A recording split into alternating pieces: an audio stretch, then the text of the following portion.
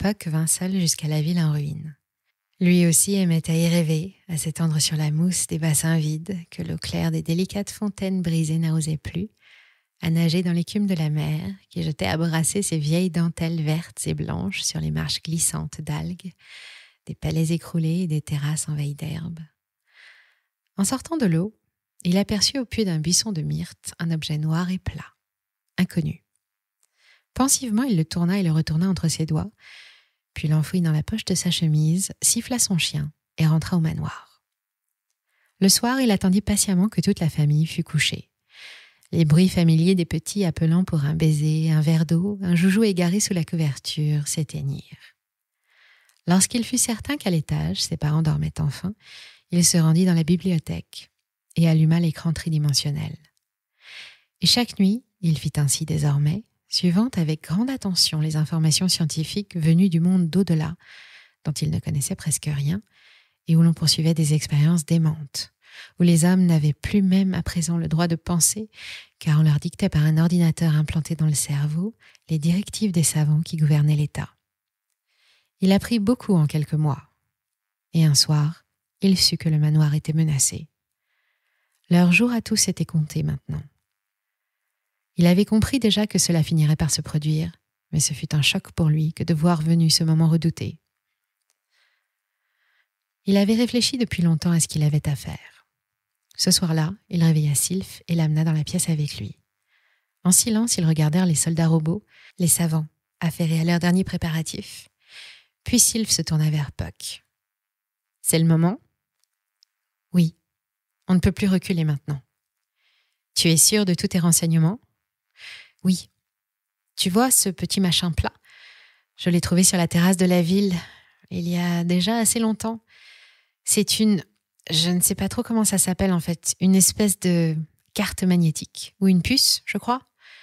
Tous les détails sur le laboratoire sont là. Tu ne peux pas te tromper. « J'ai souvent volé au-delà de la ceinture, » dit Sylph d'un air songeur. « Je savais déjà qu'elle ne peut rien sur nous, bien avant que tu ne me le dises. Archange non plus n'en a jamais souffert. Nous sommes invulnérables. » Je le savais.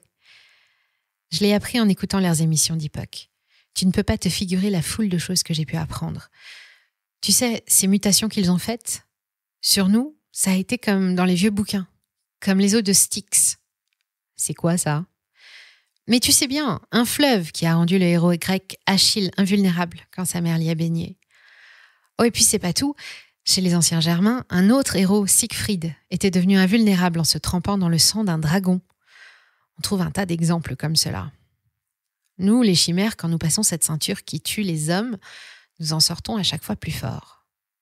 Mais ils ont trouvé l'antidote maintenant, et il faut les arrêter avant, Sylph, ou ce sont nos parents qui mourront. Explique-moi bien où je dois aller, dit Sylph, ne perds pas de temps. Voilà la carte que j'ai dessinée, dit Puck. Grâce à leur ordinateur, c'est très clair. Regarde bien. Et c'est ainsi qu'explosa l'univers de Technique avec ses armes puissantes, avec sa foudre et toute sa civilisation terrifiante et fragile.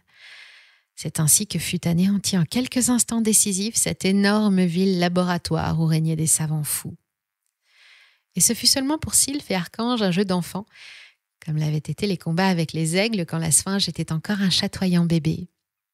Lorsque la cité et ses technologies furent détruites, les humains abasourdis durent apprendre pour survivre à se passer de l'effrayante assistance qui s'était chargée jusque-là, et depuis si longtemps de subvenir à tous leurs besoins au détriment de leurs pensées.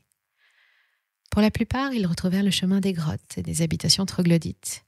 Ils réapprirent à faire du feu avec des pierres et des morceaux de bois.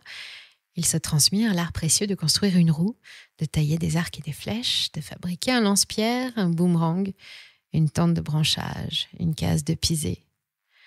De toute façon, il faut bien se dire que le monde des hommes a certainement dû recommencer plusieurs fois à zéro. Ce ne sont pas les brouillons qui manquent.